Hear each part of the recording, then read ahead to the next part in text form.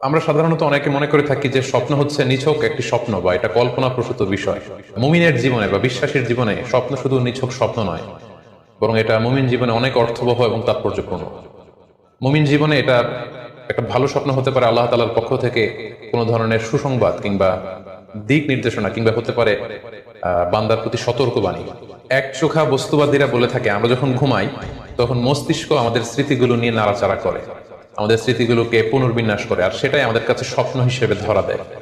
অর্থাৎ তারা বলতে চায় যে স্বপ্ন হচ্ছে ঘুমের ঘোরে আমাদের দৈনন্দিন জীবনে ঘটে যাওয়া আমাদের চিন্তা বা ভাবনার প্রতিচ্ছবি। কিন্তু ইসলামের দৃষ্টিতে স্বপ্ন শুধু আমাদের চিন্তা ভাবনার প্রতিচ্ছবি নয়, এটা হতে পারে আল্লাহ তাআলার পক্ষ থেকে সুসংবাদ, হতে পারে গ্ল্যাড টাইডিংস কিংবা সতর্কবাণী। তাই এই স্বপ্নের ব্যাপারে আমাদের খুব ভালো ধারণা রাখা উচিত। শুরুতে আমরা বলবো যে এর গুরুত্ব এবং তাৎপর্য কতটুকু। স্বপ্ন হচ্ছে নবুয়তের সূচনা। নবুয়তের সূচনা হয়েছিল স্বপ্নের মাধ্যমে। আল্লাহ রাসূল সাল্লাল্লাহু আলাইহি ওয়াসাল্লাম যখন নবী হিসেবে অফিসিয়ালি অ্যাসাইন্ড হন, তার আগে তিনি টানা ৬ মাস স্বপ্ন দেখেছেন, যেটা সহিহ বুখারীতে এসেছে, আউয়ালু মা বুদিআ বিহি রাসূলুল্লাহ সাল্লাল্লাহু আলাইহি ওয়াসাল্লাম আর-রুইয়া আস-সাদিকা ফিন-নাওম। রাসূল সাল্লাল্লাহু আলাইহি ওয়াসাল্লামের কাছে ওহী বা রেভেলেশনের সূচনা হয়েছিল স্বপ্নের মাধ্যমে। ফাকানা লা ইয়ারা রুইয়া ইল্লা জাআত মিসলা ফালাকিস সুবহ। আর রাতে স্বপ্নে রাসূল সাল্লাল্লাহু আলাইহি ওয়াসাল্লাম যা দেখতেন, দিনের বেলা সেটা প্রভাতের সূর্য কিরণের ন্যায় রাসূল সাল্লাল্লাহু আলাইহি ওয়াসাল্লামের কাছে সুস্পষ্ট হয়ে যেত। অর্থাৎ যা তিনি রাতে দেখতেন স্বপ্নে, দিনের বেলা সেটাই হুবহু ঘটে যেত। তো এই হাদিস থেকে আমরা বুঝতে পারি যে স্বপ্ন হচ্ছে ওহীর সূচনা, অর্থাৎ ওহীর সূচনাটা হয়েছিল স্বপ্নের মধ্য দিয়ে। পাশাপাশি আমরা জানি যে ইব্রাহিম আলাইহিস সালাম উনি স্বপ্নে দেখেছিলেন যে উনি ওনার কলিজার টুকরো সন্তান ইসমাঈল আলাইহিস সালামকে জবাই করছেন, যেটা সূরাতুস সাফফাতের ১০২ নম্বর আয়াতে আল্লাহ তাআলা আমাদেরকে বলছেন। ইব্রাহিম আলাইহিস সালাম বলেছিলেন, ইয়া বুনাইয়া ইন্নী আরা ফিল মানামি আন্নী আযবাহুক ফানজুর মাযা তারা। অর্থাৎ হে আমার সন্তান ইসমাঈল, আমি স্বপ্নে দেখেছি যে আমি তোমাকে জবাই করছি, এখন তোমার অভিমত কি, তোমার অপিনিয়ন কি? সাইয়েদনা ইসমাঈল আলাইহিস সালাম বলেছিলেন, ইফআল মা তুমার সাতাজিদুনি ইনশাআল্লাহু মিনাস সাবিরিন। মানে বাবা, আপনি স্বপ্নে যা দেখেছেন আপনি সেটাই করেন, আপনি আমাকে ধৈর্যশীলদের অন্তর্ভুক্ত পাবেন। ছেলের এই মন্তব্য শুনে সাইয়েদনা ইব্রাহিম আলাইহিস সালাম একটি ধারালো ছুরি নিয়ে সাইয়েদনা ইসমাঈল আলাইহিস সালামকে শুইয়ে দিয়ে জবাই করতে শুরু করলেন। তো এই ঘটনা থেকে বোঝা যায় নবীদের স্বপ্ন এটা সাধারণ কোনো স্বপ্ন নয়, এটা ওহীর অন্তর্ভুক্ত। নবীদের স্বপ্ন যদি নিছক স্বপ্নই হতো, তাহলে একটা স্বপ্নের উপর ভিত্তি করে সাইয়েদনা ইব্রাহিম আলাইহিস সালাম ওনার সন্তানকে জবাই করার জন্য উদ্যত হতেন না। তার মানে বোঝা গেল নবীদের স্বপ্ন হচ্ছে এটা মিন ওয়াহিল্লাহ, এটা আল্লাহ তাআলার পক্ষ থেকে নবীদের প্রতি ওয়াহী। পাশাপাশি আল্লাহ রাসূল সাল্লাল্লাহু আলাইহি ওয়াসাল্লাম যখন মক্কার কাফিরদের দ্বারা অত্যাচারিত হয়ে মদিনায় হিজরত করেছিলেন, মদিনায় যাওয়ার প্রায় ৬ বছর পরে ৬ষ্ঠ হিজরিতে তিনি স্বপ্ন দেখলেন যে তিনি আবার মক্কায় ফিরে গিয়েছেন। সেখানে তিনি মসজিদুল হারামে প্রবেশ করেছেন এবং বাইতুল্লাহ শরীফ তিনি তাওয়াফ করছেন। তো এই স্বপ্ন দেখার পরে আল্লাহ রাসূল সাল্লাল্লাহু আলাইহি ওয়াসাল্লাম সাহাবাদেরকে নিয়ে উমরা করার জন্য মক্কায় রওনা হলেন। এটাই প্রমাণ করে যে স্বপ্ন যদি নবীদের জন্য নিছক স্বপ্ন হতো, তাহলে এই ঝুঁকি, এই রিস্ক আল্লাহ রাসূল সাল্লাল্লাহু আলাইহি ওয়াসাল্লাম নিতেন না। কিন্তু এই ঝুঁকি নিয়েও তিনি উমরা করতে গিয়েছিলেন, যদিও সে বছর তিনি উমরা করতে পারেননি, ওনাকে ফিরে আসতে হয়েছিল। তৎপরবর্তী বছর অর্থাৎ ৭ম হিজরিতে তিনি এই উমরাটি সম্পাদন করেছিলেন। তো এই আয়াত এবং রাসূল সাল্লাল্লাহু আলাইহি ওয়াসাল্লামের এই ঘটনাকে কেন্দ্র করে বোঝা যায় স্বপ্ন শুধু নবীদের জন্য স্বপ্ন নয়, এটা ওহীর অন্তর্ভুক্ত। সূরাতুল ফাতহে আল্লাহ তাআলা ইরশাদ করছেন, লাকাদ সাদাকাল্লাহু রাসূলাহু রুইয়া বিল হক লা তাদখুলুন্নাল মাসজিদাল হারামা ইনশাআল্লাহ। অর্থাৎ আল্লাহ তাআলা আপনার স্বপ্নকে হে নবী অবশ্যই সত্যায়ন করবেন এবং অচিরে ইনশাআল্লাহ আপনি মসজিদুল হারামে উমরা করার জন্য প্রবেশ করবেন। তাহলে প্রথমে আমরা জানলাম যে নবীদের কাছে ওহীর সূচনা, বিশেষ করে রাসূল সাল্লাল্লাহু আলাইহি ওয়াসাল্লামের কাছে ওহীর সূচনা হয়েছিল স্বপ্নের মধ্য দিয়ে। এরপর আমরা জানলাম নবীদের স্বপ্ন নিছক স্বপ্ন নয়, এটা ওহীর অন্তর্ভুক্ত। এই পর্যায়ে আমরা জানবো যে বিশ্বাসীদের জন্য, যারা মুমিন, তাদের জন্য স্বপ্নের গুরুত্ব কতটুকু। সেক্ষেত্রে আমরা সহিহ বুখারীর একটা হাদিস উল্লেখ করতে পারি, যেখানে আল্লাহ রাসূল সাল্লাল্লাহু আলাইহি ওয়াসাল্লাম বলেছেন, লাম ইয়াবকা মিনান নবুওয়াতি ইল্লাল মুবাশশিরাত। অর্থাৎ নবুয়ত আর পৃথিবীতে নেই, নবী হওয়ার সুযোগ আর পৃথিবীতে নেই, নবুয়ত বন্ধ হয়ে গিয়েছে। কিন্তু আল্লাহ তাআলার পক্ষ থেকে মুবাশশিরাত কিন্তু বন্ধ হয়নি, মুবাশশিরাত আসবে। সাহাবা জিজ্ঞেস করলেন, ওমাল মুবাশশিরাত, হে আল্লাহর রাসূল মুবাশশিরাত কি? আল্লাহ রাসূল সাল্লাল্লাহু আলাইহি ওয়াসাল্লাম বললেন, আর রুইয়া আস-সালিহা। মুবাশশিরাত হচ্ছে সত্য স্বপ্ন। বিশ্বাসীরা যখন রাত্রিবেলা সত্য স্বপ্ন দেখবে, বিশ্বাসীদের জন্য সত্য স্বপ্ন বা সুন্দর স্বপ্ন নিছক স্বপ্ন নয়, এটা আল্লাহ তাআলার পক্ষ থেকে গ্ল্যাড টাইডিংস, সুসংবাদ হতে পারে অথবা সতর্ক করা হতে পারে। এমনকি আল্লাহ রাসূল সাল্লাল্লাহু আলাইহি সাল্লাম বলেছেন যে ভালো স্বপ্ন হচ্ছে নবুয়তির 46 ভাগের এক ভাগ। সহিহ বুখারীতে এসেছে, আল্লাহর হাবিব সাল্লাল্লাহু আলাইহি ওয়াসাল্লাম ইরশাদ করেন, আর রুইয়া আস-সালিহা জুজউন মিন 46 জুজআন মিনান নুবুওয়া। অর্থাৎ ভালো স্বপ্ন বা সত্য স্বপ্ন নবুয়তির 46 ভাগের এক ভাগ। Could you imagine that? কি করে একজন বিশ্বাসীর স্বপ্ন নবুয়তির 46 ভাগের এক ভাগ হতে পারে? তার মানে মুমিনের স্বপ্ন, একজন বিশ্বাসীর স্বপ্নকে আল্লাহ তাআলা অনেক বেশি গুরুত্ব দিয়েছেন। এটা শুধু স্বপ্ন নয়, এটা হতে পারে আল্লাহ তাআলার পক্ষ থেকে একটা গাইডেন্স, হতে পারে কোনো গ্ল্যাড টাইডিংস, সুসংবাদ, হতে পারে কোনো সতর্কতা বাণী। এজন্য এই স্বপ্নকে, বিশ্বাসীদের স্বপ্নকে আল্লাহ রাসূল সাল্লাল্লাহু আলাইহি ওয়াসাল্লাম নবুয়তির 46 ভাগের এক ভাগ বলে উল্লেখ করেছেন। কেন তিনি বিশ্বাসীদের স্বপ্নকে নবুয়তির 46 ভাগের এক ভাগ বলে উল্লেখ করলেন? এর কারণ হচ্ছে, আমরা জানি যে আল্লাহ রাসূল সাল্লাল্লাহু আলাইহি ওয়াসাল্লাম তিনি নবী হয়েছিলেন কত বছর বয়সে? জি, 40 বছর বয়সে। এবং তিনি পৃথিবী থেকে ইন্তেকাল করেছিলেন 63 বছর বয়সে। অর্থাৎ ওনার নবুয়তির পুরো ডিউরেশনটা ছিল 23 বছর। তাহলে নবুয়তির সময়সীমা ডিউরেশন ছিল 23 বছর। আর নবুয়তি প্রাপ্তির আগে তিনি টানা 6 মাস শুধু স্বপ্ন দেখতেন। তাহলে এই 6 মাসকে যদি আমরা 23 বছর দিয়ে 23 বছরের উপর ভাগ করি, তাহলে এটা 46 ভাগের এক ভাগ হয়। এবং সে কারণে আল্লাহ রাসূল সাল্লাল্লাহু আলাইহি সাল্লাম সত্য স্বপ্নকে নবুয়তির 46 ভাগের এক ভাগ বলে ঘোষণা করেছেন। এই পর্যায়ে আমরা জানবো স্বপ্নের প্রকার ভেদের ব্যাপারে। খুব সোজা সাপটা যদি বলতে হয়, তাহলে বলতে হবে যে স্বপ্ন হচ্ছে 3 প্রকার। একটা হচ্ছে আল্লাহ তাআলার পক্ষ থেকে, যেটা আল্লাহ দেখান। আরেকটি হচ্ছে শয়তানের পক্ষ থেকে, যেটি শয়তান মানুষকে দেখায়। আরেকটি হচ্ছে নিজের পক্ষ থেকে, অর্থাৎ সারাদিন আপনি যেটা নিয়ে কনসার্ন, সারাদিন আপনি আপনার চিন্তা ভাবনার মধ্যে যে জিনিসটাকে স্থান দেন, সেটাই আপনি রাত্রিবেলা দেখেন। অর্থাৎ দিনের বেলা হয়তো কেউ খেলাধুলা নিয়ে খুব ব্যস্ত, সে খুব ফুটবল পছন্দ করে, সারাদিন ফুটবল খেলে। দেখা যাবে যে রাতের বেলা সে স্বপ্নে দেখছে যে সে ফুটবল খেলছে, অথবা স্টেডিয়ামে যে সে ফুটবল খেলা দেখছে। দিনের বেলা হয়তো সে বাজারে যে ব্যবসা বাণিজ্য করে, রাতেও হয়তো দেখা যাচ্ছে সে যে জিনিসপত্র কিনছে, দরদাম করছে। তো এটা তার পক্ষ থেকে। তাহলে বেসিকলি স্বপ্ন হচ্ছে 3 ধরনের, একটা আল্লাহর পক্ষ থেকে, একটা শয়তানের পক্ষ থেকে, আর একটা হচ্ছে নিজের পক্ষ থেকে, যেটা আমরা সহিহ মুসলিমের একটি বর্ণনা থেকে জানতে পারি, যেখানে আল্লাহ রাসূল সাল্লাল্লাহু আলাইহি ওয়াসাল্লাম ইরশাদ করছেন, আর রুইয়া সালাসা, স্বপ্ন হচ্ছে 3 ধরনের। ফারুইয়া আস-সালিহা বুশরা মিনাল্লাহ, যেটা ভালো স্বপ্ন সেটা হয় আল্লাহর পক্ষ থেকে। ওয়া রুইয়া তাহযীনুন মিনাশ শাইতান, আরেকটা স্বপ্ন থাকে যেটা শয়তানের পক্ষ থেকে, সেটা ভয় দেখানো হয়। ভয়ঙ্কর যদি কোনো দুঃস্বপ্ন দেখে থাকেন, তাহলে এটা আল্লাহর পক্ষ থেকে নয়, এই স্বপ্নটা শয়তানের পক্ষ থেকে। আরেকটি হচ্ছে রুইয়া মিম্মা ইউহাদ্দিসুল মারউ নাফসাহু, আরেকটি স্বপ্ন ব্যক্তি সে নিজের সাথে নিজে স্বপ্নে হয়তো কথা বলে বা এমন কিছু দেখে যেটা সুসংবাদও নয়, যেটা ভয়ঙ্কর কিছু নয়, বরং সারাদিন সে যে বিষয়টি নিয়ে চিন্তা ভাবনা করতো, রাতে সেটার একটা প্রতিচ্ছবি, সেটাই সে দেখতে পাচ্ছে। এটা হচ্ছে নিজের পক্ষ থেকে স্বপ্ন। তাহলে খুব সহজে আমরা এভাবে বলতে পারি যে স্বপ্ন 3 প্রকার। একটা হচ্ছে রাহমানি, আর একটা হচ্ছে শাইতানি, আর একটা হচ্ছে নাফসানি। আই রিপিট, আমি আবার বলছি, স্বপ্নের প্রথম প্রকার হচ্ছে রাহমানি, দ্বিতীয় প্রকার হচ্ছে শাইতানি, তৃতীয় প্রকার হচ্ছে নাফসানি। যেটা রাহমানি সেটা রহমানের পক্ষ থেকে, আল্লাহ দেখান। আর যেটা শয়তানি সেটা শয়তানের পক্ষ থেকে, শয়তান ভীতিকর পরিবেশ তৈরি করার জন্য বা ভয় দেখানোর জন্য যেটা দেখায়। আরেকটা হচ্ছে নাফসানি, যেটাকে বলা হয় আদগাসু আহলাম, যেটার কোনো মিনিং হয় না, অর্থাৎ নিজের পক্ষ থেকে নিজের চিন্তা ভাবনার প্রতিচ্ছবি। তাহলে শুরুতে আমরা জানবার চেষ্টা করব যে রাহমানি, যেটাকে আরবিতে বলা হচ্ছে রুইয়া বা রুইয়া সাদেকা বা সালেহা, সেটা কি, এবং সেটা যদি আমরা দেখি সেক্ষেত্রে আমাদের করণীয় কি। এক্ষেত্রে আমরা সহিহ বুখারীর একটি হাদিসকে উল্লেখ করতে পারি, যেখানে আল্লাহ রাসূল সাল্লাল্লাহু আলাইহি ওয়াসাল্লাম ইরশাদ করেছেন, ইযা রাআ আহাদুকুম রুইয়া ইউহিব্বুহা, তোমাদের কেউ যদি কোনো স্বপ্ন দেখে যে স্বপ্নটা সে পছন্দ করে, মানে স্বপ্নটা দেখে he feels good or she feels good, তার ভালো লাগছে, তাহলে বুঝতে হবে ফা ইন্নামা হিয়া মিনাল্লাহ, এই স্বপ্নটা আল্লাহর পক্ষ থেকে, এটা সাধারণ স্বপ্ন নয়, এটা খুবই অর্থবহ স্বপ্ন। তখন সে কি করবে? ফালিয়াহমাদিল্লাহ আলাইহা, সে তখন এই সুন্দর স্বপ্ন দেখার কারণে আল্লাহর শুকরিয়া করবে। ওয়াল ইউহাদ্দিস বিহা, এবং চাইলে সে এই স্বপ্নের কথা মানুষের কাছে বর্ণনা করতে পারে বা শেয়ার করতে পারে। তাহলে সহিহ বুখারীর এই হাদিসের ভাষ্য অনুযায়ী আমরা যেটা বুঝলাম, আমরা যদি ভালো কোনো স্বপ্ন দেখি তাহলে 3টি কাজ করা যেতে পারে। প্রথমত আল্লাহর প্রশংসা করা, যেহেতু আমি ভালো একটি স্বপ্ন দেখেছি, আল্লাহর শুকরিয়া বা প্রশংসা আমরা করতে পারি।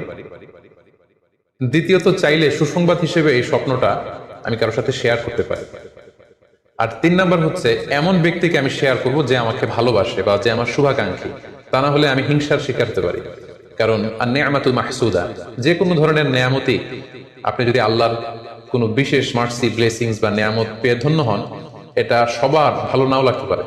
এটা সবার অন্তরে সহ্য নাও হতে পারে, ফলে আপনি হিংসার শিকার হতে পারেন। সো ভালো স্বপ্ন দেখলে আপনি চাইলে কারোর কাছে শেয়ার করতে পারেন। সেক্ষেত্রে সে যদি আপনার শুভাকাঙ্ক্ষী হয় বা আপনাকে পছন্দ করে, আপনাকে ভালোবাসে, এরকম কাছের কারোর সাথে আপনি শেয়ার করতে পারেন।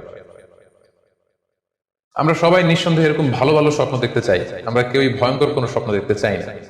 আমরা নিঃসন্দেহে এমন স্বপ্ন দেখতে চাই রাতের বেলায় যেই স্বপ্নে আল্লাহ তাআলার পক্ষ থেকে আমাদের জন্য দিক নির্দেশনা থাকবে, অথবা কোনো সুসংবাদ থাকবে, কিংবা থাকবে আগাম কোনো সতর্কতা বাণী। এ জাতীয় ভালো স্বপ্ন যদি আমরা দেখতে চাই তাহলে আমাদের কি করা উচিত? সেক্ষেত্রে সর্বপ্রথম আমাদের যেটা করতে হবে, আমাদেরকে সত্যবাদী হতে হবে। সাধারণত সত্যবাদীদের স্বপ্ন সত্য হয়ে থাকে। যেখানেই সত্য সেখানেই যেন আমার অবস্থান হয়, আমি যেন সবসময় সত্যের পক্ষে থাকি। 2 নম্বর হচ্ছে আকলুল হালাল, আমাকে হালাল খেতে হবে। যারা হালাল খায় তাদের স্বপ্ন সাধারণত সত্য হয় এবং অর্থবহ স্বপ্ন হয়। পাশাপাশি আল্লাহ তাআলার দেয়া যে আদেশ নিষেধ সেগুলো আমাকে মেনে চলতে হবে। 4 নম্বরে রাত্রিবেলা আমি যখন ঘুমাবো আমাকে অজু করে ঘুমাতে হবে। ওই ইয়ানামু আলা তাহারা, পবিত্রতার সাথে যদি কেউ ঘুমায় তাহলে অজু করে ঘুমালে রাতে সে যে স্বপ্ন দেখবে সাধারণত সেই স্বপ্নটি সত্য হয়। যদি সম্ভব হয় কেবলামুখী হয়ে শোয়া, কেবলামুখী হয়ে আমরা শুতে পারি। এই বিষয়গুলো যদি আমরা এনশিওর করতে পারি, অর্থাৎ সত্যবাদী হওয়া, হালাল খাবার খাওয়া, আল্লাহর দেয়া বিধি নিষেধ সবসময় মেনে চলবার চেষ্টা করা, রাত্রিবেলা অজু অবস্থায় ঘুমানোর অভ্যেস করা, পাশাপাশি কেবলামুখী হয়ে শোয়ার চেষ্টা করা, এই বিষয়গুলো যদি আমরা মেনটেন করার চেষ্টা করি তাহলে আমরা যে স্বপ্নগুলো দেখবো সেগুলো সত্য স্বপ্ন হবে বলে আমরা আশা করি। প্রিয় সুধী, এবারে আমরা জানবো স্বপ্নের দ্বিতীয় প্রকারের ব্যাপারে, অর্থাৎ যেটাকে আরবিতে বলা হচ্ছে হলম, বা আমরা বলেছি শয়তানি, যেটা শয়তানের পক্ষ থেকে আসে। সেক্ষেত্রে শয়তান এটা সাধারণত মানুষকে ভয় দেখানোর জন্য, ঘুমের মধ্যে তার কোনো অকল্যাণ করার জন্য যে স্বপ্নটা দেখায়, এটা হচ্ছে শয়তানি। সেক্ষেত্রে সহিহ মুসলিমের একটি হাদিসের কথা আমরা এখানে উল্লেখ করতে পারি। সেখানে আল্লাহ রাসূল সাল্লাল্লাহু আলাইহি ওয়াসাল্লাম বলেছেন, আর রুইয়া মিনাল্লাহ, ভালো স্বপ্ন হচ্ছে আল্লাহর পক্ষ থেকে, ওয়াল হুলমু মিনাশ শাইতান, আর খারাপ স্বপ্ন হচ্ছে শয়তানের পক্ষ থেকে। এখন কেউ যদি আমরা এই ভয়ঙ্কর স্বপ্ন রাতে দেখে ফেলি, যেটাকে আমরা নাইট মেয়ার বলি বা হরর ড্রিম বলি, ভয়ঙ্কর স্বপ্ন বা দুঃস্বপ্ন, যেটা দেখে আমরা খুব হাঁপিয়ে উঠি, আমাদের শ্বাস প্রশ্বাসের গতিবিধি বেড়ে যায়, আমরা খুব ভয় পাই, প্রচন্ড ভয়ে আমরা আটকে উঠি এবং ঘুম ভেঙে যায় আমাদের, এরকম ভয়ঙ্কর স্বপ্ন যদি আমরা দেখি তখন আমরা কি করব? এই ব্যাপারে কি ইসলামের কোনো দিক নির্দেশনা আছে? হ্যাঁ, অবশ্যই দিক নির্দেশনা আছে। সেক্ষেত্রে আমরা সহিহ মুসলিমের একটি হাদিস উল্লেখ করতে পারি এখানে, যেখানে আল্লাহ রাসূল সাল্লাল্লাহু আলাইহি ওয়াসাল্লাম বলেছেন, ইযা রাআ আহাদুকুম আর-রুইয়া ইয়াকরাহুহা, তোমাদের কেউ যদি রাতে এমন কোন স্বপ্ন দেখে যেটা সে অপছন্দ করে, মানে ভয়ঙ্কর, ভীতিকর দুঃস্বপ্ন যদি সে দেখে, তাহলে ফালইয়াবসুক আন ইয়াসারিহি সালাসান, সেজন্য তার বাম দিকে 3 বার থুতু ফেলে। ওয়ালিয়াস্তাইয বিল্লাহি মিনাশ শাইতানি সালাসান, আর সেজন্য শয়তানের ব্যাপারে আল্লাহ তাআলার কাছে 3 বার পানাহ চায় বা আশ্রয় প্রার্থনা করে। ওয়ালিয়াতাহাওয়াল আন জামবিহি আল্লাযী কানা আলাই, আর যে পাশে হয়ে সে শুয়েছিল সে পাশ চেঞ্জ করে অন্য পাশ হয়ে যেন সে ঘুমায়। সুবহানাল্লাহি ওয়া বিহামদিহি, কত চমৎকার দিক নির্দেশনা। এবং সুনানে ইবনে মাজাহ আরো একটি সহিহ হাদিস আমরা এখানে উল্লেখ করতে পারি, যেখানে আল্লাহ রাসূল সাল্লাল্লাহু আলাইহি ওয়াসাল্লাম বলেছেন, ইযা রাআ আহাদুকুম রুইয়া ইয়াকরাহুহা, কেউ যদি রাতে খারাপ বা ভয়ঙ্কর কোনো স্বপ্ন দেখে, ফালিয়াতাহাওয়াল, সেজন্য তার বিছানা চেঞ্জ করে নেয়, জায়গা চেঞ্জ করে নেয়। অর্থাৎ সে যে বিছানায় শুয়েছিল সেখানে না, সে অন্য কোথাও শোবে, অথবা যেই টার্নে শুয়েছিল অন্য টার্নে চলে যাবে, ডানে হলে বায়ে, বায়ে হলে ডানে। ওয়ালিয়াতফুল আন ইয়াসারিহি সালাসান, এবং তার বাম দিকে যেন সে 3 বার থুতু ফেলে। ওয়ালিয়াসআলিল্লাহ মিন খায়রিহা ওয়ালিয়াতাআওয়ায মিন শাররিহা, এবং সেজন্য এই স্বপ্নের ভালো দিকটা আল্লাহ তাআলার কাছে কামনা করে, এবং এই স্বপ্নের মন্দ বা অকল্যাণকর দিক থেকে যেন সে আল্লাহ তাআলার কাছে পানাহ চায়। সম্মানিত সুধীমণ্ডলী, এই হাদিস দুটির আলোকে আমরা বুঝতে পারি যে কেউ যদি হরর ড্রিম বা নাইট মেয়ার, যেটাকে আমরা দুঃস্বপ্ন বা ভয়ঙ্কর স্বপ্ন বলছি, এই ধরনের স্বপ্ন অনেকেই দেখে থাকে এবং আমাদের কাছে প্রায় বলে যে সে দুঃস্বপ্ন দেখে রাতের বেলা, ভয়ে সে ভটকে যায়, আটকে ওঠে, ঘুম ভেঙে যায়। এই জাতীয় দুঃস্বপ্ন যদি আপনারা কেউ দেখেন, সেক্ষেত্রে এই হাদিসের আলোকে আমরা বলতে পারি যে আপনি 6টি কাজ করবেন। 1 নম্বর হচ্ছে আপনি বাম দিকে 3 বার থুতু ফেলবেন। 2 নম্বর হচ্ছে 3 বার আপনি তাআউয করবেন, অর্থাৎ আপনি পড়তে পারেন আউযু বিল্লাহি মিনাশ শাইতানির রাজিম, অর্থাৎ হে আল্লাহ, আমি বিতাড়িত শয়তানের ব্যাপারে আপনার কাছে পানাহ চাচ্ছি। অথবা আপনি পড়তে পারেন আউযু বিল্লাহি মিন শাররিহা, হে আল্লাহ, আমি এই শয়তানের অকল্যাণকর বা যে এভিল সাইড আছে, খারাপ দিক আছে, এই ব্যাপারে আমি আপনার কাছে পানাহ চাচ্ছি। 3 বার আপনি এটা পড়বেন। 3 নম্বরে আপনি যদি আপনার ঘুমকে আবারও কন্টিনিউ করতে চান, তাহলে বা দিকে থেকে যদি স্বপ্ন দেখেন তাহলে আপনি ডান দিকে টার্ন করবেন। আপনি ডান কাতে ঘুমাচ্ছিলেন এরকম যদি হয় তাহলে বাম দিকে আপনি সরে যাবেন, অথবা যেখানে শুয়েছিলেন ওই জায়গাটা চেঞ্জ করে অন্য কোথাও শুবেন। 4 নাম্বার হচ্ছে আপনি যদি ঘুম আর কন্টিনিউ করতে না চান তাহলে আপনি অজু করে ফেলবেন, তাৎক্ষণিক আপনি আপনার ঘুম যদি আপনি কন্টিনিউ করতে না চান, অজু করে ফেলবেন এবং 2 রাকাত সালাত আদায় করবেন। 5 নাম্বার হচ্ছে এই স্বপ্ন আপনি কারোর সাথে শেয়ার করবেন না। এ ব্যাপারে আমরা সামনে বিস্তারিত বলছি। ভয়ঙ্কর স্বপ্ন দেখলে সাধারণত কারোর সাথে শেয়ার করবেন না। যদি শেয়ার করতে হয় তাহলে প্রলিফিক স্কলার, ভালো আলেম, যার এলেম আছে, যার আমল আছে, এরকম লোক, কিংবা আপনার ওয়েল উইশার যারা আছে, আপনার শুভাকাঙ্ক্ষী, এরকম কারোর সাথে শেয়ার করতে পারেন।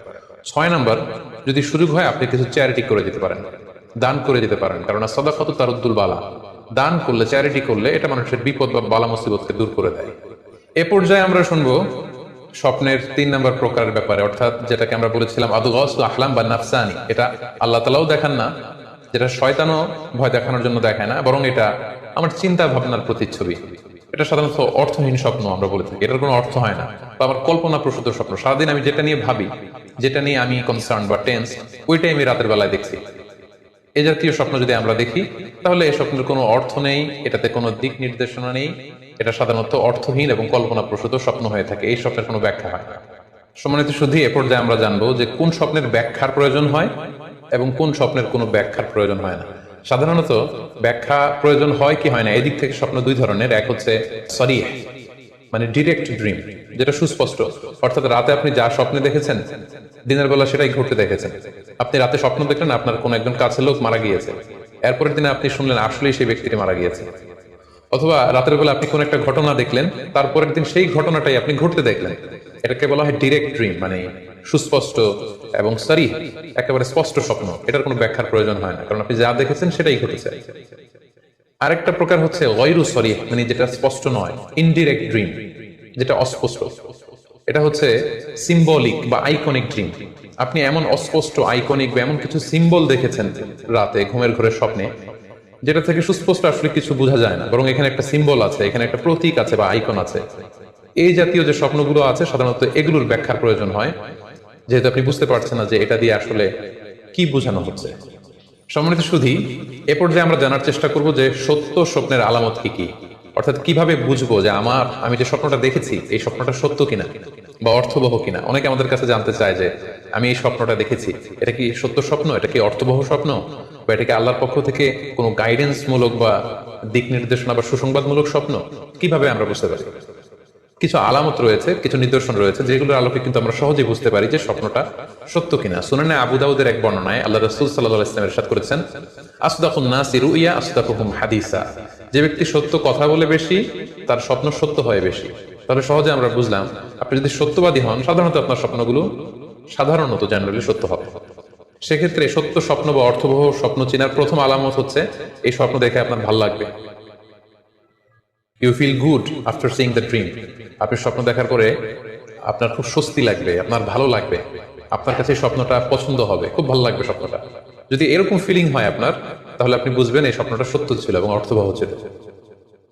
2 নাম্বার হচ্ছে ট্রু ড্রিমস আর ভেরি শর্ট এন্ড কনসাইজ। সত্য স্বপ্ন খুবই শর্ট হয়, কনসাইজ হয়। আরবিতে যেটাকে বলা হয় ওয়াদিহা জালিয়া, খুবই শর্ট, স্পষ্ট, ক্লিয়ার এবং কনসাইজ। অনেকে রাতে অনেক লম্বা লম্বা স্বপ্ন দেখে, লম্বা এপিসোড দেখে, একটার পর একটা ঘটনা দেখতে থাকে, মুভির মতো লম্বা লম্বা ঘটনা সে দেখতে থাকে। এই জাতীয় লম্বা লম্বা ঘটনা যদি আপনি দেখে থাকেন রাতে, বা এপিসোড আকারে একটার পর একটা ঘটনা যেটার সাথে কোনো মিল নেই, এই জাতীয় স্বপ্নের সাধারণত কোনো অর্থ হয় না, এগুলো অর্থবহ স্বপ্ন নয়। অর্থবহ স্বপ্ন চিনার 3 নাম্বার আলামত বা সাইন হচ্ছে রিপিটেশন, অর্থাৎ একই স্বপ্ন যদি আপনি বারবার দেখেন তাহলে বুঝতে হবে এটা অর্থবহ স্বপ্ন, এবং এটার মাধ্যমে আল্লাহ তাআলা আপনাকে কোনো দিক নির্দেশনা বা গাইডেন্স দিতে যাচ্ছেন। আপনাকে বোঝার চেষ্টা করতে হবে যে আসলে আল্লাহ তাআলা আপনাকে কি বোঝাতে যাচ্ছেন। তাহলে 3 নাম্বার হচ্ছে রিপিটেশন। বারবার যদি কোনো স্বপ্ন দেখেন এই স্বপ্নটা সত্য হবে এবং অর্থবহ হবে। এটা নট নেসেসারি যে আপনি একাই বারবার দেখেন। একজন মানুষ একটা স্বপ্ন বারবার দেখলে যেমনি অর্থবহ, পাশাপাশি একই স্বপ্ন যদি অনেকে দেখে তাহলে সেই স্বপ্নটাও অর্থবহ। অর্থাৎ আপনি একটা স্বপ্ন প্রায় দিন দেখেন, তাহলে বোঝা যাচ্ছে এটা অর্থবহ স্বপ্ন। অথবা একটা স্বপ্ন অনেক লোক একসাথে দেখেছে, তারপরের দিন একে অপরের সাথে শেয়ার করে বোঝা গেল যে সবাই একই স্বপ্ন দেখেছে, তাহলে বোঝা যাবে এটা সাধারণ স্বপ্ন নয়, এটা অর্থবহ স্বপ্ন, মিনিংফুল স্বপ্ন। যেমন এক্ষেত্রে আমরা লাইলাতুল কদরের একটা হাদিসের কথা উল্লেখ করতে পারি। সহিহ বুখারীতে এসেছে, রমাদান মাসে সাহাবারা স্বপ্ন দেখলেন, অনেক সাহাবা একসাথে স্বপ্ন দেখলেন যে ওনাদেরকে বলা হচ্ছে রমাদানের শেষ দশকের শেষ 7 দিন, শেষ 7 দিনের যে কোনো একদিন কদর হয়ে যেতে পারে। ওনারা সবাই এসে সাহাবা রিদওয়ানুল্লাহি তাআলা আলাইহিম আজমাইন আল্লাহ রাসূল সাল্লাল্লাহু আলাইহি ওয়াসাল্লামের কাছে বললেন, ইয়া রাসূলুল্লাহ, আমি স্বপ্নে দেখেছি যে বলা হচ্ছে কদরের জন্য রমজানের শেষ 7 দিনকে তালাশ করতে। আরেকজন এসে একই কথা বলল যে ইয়া রাসূলুল্লাহ, আমি দেখেছি রমজানের শেষ 7 দিনে কদর হতে পারে। তো এরকম অনেক সাহাবা যখন আল্লাহ রাসূল সাল্লাল্লাহু আলাইহি ওয়াসাল্লামের কাছে এসে এই ঘটনা বলল, তখন আল্লাহ রাসূল সাল্লাল্লাহু আলাইহি ওয়াসাল্লাম বললেন, আরা রুইয়াকুম কদ তাওয়াতাআত ফিস সাবঈল আওয়াখির, যে আমি দেখতে পেলাম যে তোমাদের স্বপ্নটা রমজানের শেষ 7 দিনের ব্যাপারে ঐকমত্য হয়েছে। একই ধরনের স্বপ্ন তোমরা সবাই দেখেছো, তাই তোমরা রমজানের শেষ দশকের শেষের 7 দিনে কদর তালাশ করো। রমজানের শেষ দশকের শেষ 7 দিনে কদর হয়ে যাওয়ার সম্ভাবনা বেশি। সেই বুখারীর এই হাদিসের আলোকে কিন্তু আমরা বুঝতে পারলাম যে একটি স্বপ্ন, একই ধরনের ঘটনা যদি অনেকে দেখে তাহলে এটা অর্থবহ। পাশাপাশি এক্ষেত্রে আমরা আজানের হাদিসটি উল্লেখ করতে পারি। আমরা এখন নামাজের আগে যে আজান দেয়া হয়, শুরুর দিকে কিন্তু সাহাবাদের আজানের পদ্ধতি জানা ছিল না। তখন সাহাবারা আল্লাহ রাসূল সাল্লাল্লাহু আলাইহি ওয়াসাল্লামের সাথে কনসাল্ট করছিলেন যে কিভাবে আজান দেওয়া যায়, অর্থাৎ কিভাবে ঘোষণা দেওয়া যায় সালাতের জন্য। একজন সাহাবা বলল, আমরা আগুন জ্বালিয়ে দিব, আগুনের ধোঁয়া দেখে মদিনার সবাই বুঝবে যে এখন সালাতের সময়, তো সবাই চলে আসবে। আরেকজন বলল, না, প্রতিদিন আগুন জ্বালানো এটা নিরাপদ না, বরং আমরা খ্রিস্টানদের মতো বেল বাজিয়ে দিব। একজন বেল রিঙ্গার রাখবো, যে ঘন্টা বাজালে ঘন্টার আওয়াজ শুনে খ্রিস্টানদের মতো চার্চে যেন লোকজন আসে, বাকিরা সবাই নামাজ পড়তে চলে আসবে। তো এক একজনের এক এক পরামর্শ শুনে আল্লাহ রাসূল সাল্লাল্লাহু আলাইহি ওয়াসাল্লাম কোনো সিদ্ধান্তে আসতে পারলেন না। তারপরের দিন একজন সাহাবা চমৎকার একটি স্বপ্ন দেখলেন। তিনি স্বপ্নে দেখলেন, ওনার নাম হচ্ছে আব্দুল্লাহ ইবনে যায়েদ ইবনে আব্দ রাব্বি। উনি স্বপ্নে দেখলেন যে একজন লোক, খুব সম্ভবত ফেরেশতা হবেন, তার গায়ে 2টা সবুজ রঙের জামা এবং তার হাতে বেল, ঘন্টা। তখন তিনি ওনাকে জিজ্ঞেস করলেন, আপনি কি ঘন্টা বিক্রি করেন? তখন স্বপ্নে সেই লোকটি বলল, ঘন্টা দিয়ে তুমি কি করবে? তো সাহাবী বললেন যে ঘন্টা দিয়ে আমরা নামাজের জন্য আহ্বান করব। তো স্বপ্নে সেই সবুজ কাপড় পরিহিত লোক বলল যে ঘন্টার চাইতে যদি চমৎকার একটা আইডিয়া তোমার সাথে শেয়ার করি, সেটাকে তুমি শুনবে? সাহাবী বললেন, হ্যাঁ, শুনবো। তখন তিনি বললেন, ঘন্টা না বাজিয়ে তোমরা উঁচু একটা জায়গায় দাঁড়িয়ে আল্লাহু আকবার, আল্লাহু আকবার, আল্লাহু আকবার, আল্লাহু আকবার, আশহাদু আল্লা ইলাহা ইল্লাল্লাহ, আশহাদু আন্না মুহাম্মাদুর রাসূলুল্লাহ, এই বাক্যগুলো তোমরা বলবে। এই বাক্যগুলোর মধ্যে দিয়ে আল্লাহর বরত্বের ঘোষণা হবে, রাসূল সাল্লাল্লাহু আলাইহি ওয়াসাল্লামের রিসালাতের ঘোষণা হবে, মানুষকে চমৎকার বাক্যে নামাজের দিকে ডাকাও হবে, ফলে লোকজন নামাজেও চলে আসবে। এই চমৎকার কথা শুনে সাহাবা তো অবাক হয়ে গেলেন, ওনার ঘুম ভেঙে গেল। উনি সকালবেলা আল্লাহ রাসূল সাল্লাল্লাহু আলাইহি ওয়াসাল্লামের কাছে এসে পুরো ঘটনা শোনালেন যে একজন লোককে আমি দেখলাম হাতে ঘন্টা, আমি বললাম ঘন্টা কিনবো সালাতের আহ্বানের জন্য, তিনি আমাকে এই কয়েকটা বাক্য শিখিয়ে বললেন ঘন্টা না বাজিয়ে এই বাক্যগুলো দিয়ে আহ্বান করলে কেমন হয়। আল্লাহ রাসূল সাল্লাল্লাহু আলাইহি ওয়াসাল্লাম এই স্বপ্নের কথা শুনে তিনি অভিভূত হলেন। তিনি বললেন, তুমি ঠিকই দেখেছো, তুমি সঠিক স্বপ্ন দেখেছো। যেহেতু বেলালের কণ্ঠ খুব দরাজ, বেলালকে ডাকো, আমাদের ঘন্টাও বাজানোর দরকার নেই, আগুন জ্বালানোর দরকার নেই, বেলালকে বাক্যগুলো মুখস্থ করিয়ে দাও। বেলাল মসজিদে নববীর পাশে দাঁড়িয়ে আওয়াজ করে এই আজান দিবে, এই ঘোষণা দিবে। এই আজান শুরু হলো। বেলাল রাদিয়াল্লাহু তাআলা আনহু একটা উঁচু জায়গায় দাঁড়িয়ে আল্লাহু আকবার, আল্লাহু আকবার বলে তিনি আজান দিতে শুরু করলেন। এই বাক্যগুলো শুনে সাইয়েদনা ওমর ফারুক দৌড়াতে দৌড়াতে আল্লাহ রাসূল সাল্লাল্লাহু আলাইহি ওয়াসাল্লামের কাছে আসলেন। এসে বললেন, ইয়া রাসূলুল্লাহ, বেলাল এই বাক্যগুলো কোথা থেকে শিখেছে? গত রাতে তো আমি দেখেছি যে আমাকে একজন লোক বলেছে যে তোমরা এই বাক্যগুলোকে ব্যবহার করে লোকজনকে সালাতের জন্য আহ্বান করো। আল্লাহ রাসূল সাল্লাল্লাহু আলাইহি ওয়াসাল্লাম শুনে অবাক হলেন। অর্থাৎ ওই সাহাবী ঠিক যেমন স্বপ্ন দেখেছেন, ইসলামের দ্বিতীয় খলিফা সাইয়েদনা ওমর ফারুক রাদিয়াল্লাহু তাআলা আনহু উনিও একই স্বপ্ন দেখেছেন। তার মানে একই স্বপ্ন যদি একাধিক লোকজন দেখে থাকে সেটা যেমনি অর্থবহ, আবার আপনি একাও যদি একই স্বপ্ন বারবার বারবার দেখেন সেটাও অর্থবহ। আমরা আজান যে কিভাবে ইন্ট্রোডিউস হলো মুসলিম কমিউনিটির মধ্যে, এই হাদিসের আলোকে বুঝতে পারি যে কোনো স্বপ্ন আপনি বারবার দেখলে বা অনেকে একই স্বপ্ন দেখলে সেই স্বপ্নটা অর্থবহ হবে। অর্থবহ স্বপ্ন দেখার 4 নম্বর সাইন হচ্ছে শেষ রাতের স্বপ্ন সাধারণত অর্থবহ হয়, অর্থাৎ লাস্ট 1/3 অফ দ্য নাইট, রাতের শেষাংশে যদি আপনি ফজরের আগ দিয়ে যে স্বপ্নটা মানুষ দেখে, সাধারণত এই স্বপ্নটা অর্থবহ হয়, এটা সত্য স্বপ্ন হয়। কারণ এই টাইমে আল্লাহ তাআলা প্রথম আকাশে নেমে আসেন বা মনোনিবেশ করেন এবং ডাকতে থাকেন, কার রিজিকের দরকার আমি রিজিক দেব, কার অর্থের দরকার আমি অর্থ এর ব্যবস্থা করে দেব, কার কি দরকার আমার কাছে যাও অসুস্থরা আমি তাদেরকে সুস্থ করে দেবো। সো ওই টাইমে আল্লাহ তাআলার বিশেষ একটা রহমত পৃথিবীতে নেমে আসে, ফলে শেষ রাতের স্বপ্ন সাধারণত অর্থবহ স্বপ্ন হয়। পাশাপাশি হাদিসে এসেছে যে কিয়ামতের আগ দিয়ে মুমিনরা যে স্বপ্নগুলো দেখবে এই স্বপ্নগুলো সাধারণত অর্থবহ হবে। অর্থাৎ কিয়ামতের একেবারে আগ মুহূর্তে যখন মুসলমানরা খুব স্ট্রাগল করবে, মুসলমানরা যখন খুব বিপদে থাকবে, তখন মুসলমানদের যে স্বপ্নগুলো তারা রাতের বেলা দেখবে এগুলো মিথ্যা হবে না, বেশিরভাগ স্বপ্নই সত্য হবে, অর্থবহ হবে। যেটা আমরা সহিহ বুখারীর একটা হাদিস থেকে জানতে পারি, যেখানে আল্লাহ রাসূল সাল্লাল্লাহু আলাইহি ওয়াসাল্লাম ইরশাদ করেছেন, ইযা ইকতারাবাজ জামানু লাম তাকাদ রুইয়াল মুমিনি তাকযিব, অর্থাৎ কিয়ামতের সময় যত ঘনিয়ে আসবে, কাছাকাছি আসবে, মুমিন বা বিশ্বাসীদের স্বপ্ন ঠিক তত সঠিক হতে থাকবে। মুমিনদের তখনকার স্বপ্ন বেশিরভাগই সত্য হবে, সেটা মিথ্যা হবে না। তাহলে এই হাদিস থেকে আমরা জানলাম কিয়ামতের আগ দিয়ে মুমিনরা যে স্বপ্নগুলো দেখবে এগুলো সত্য হবে, অর্থবহ হবে।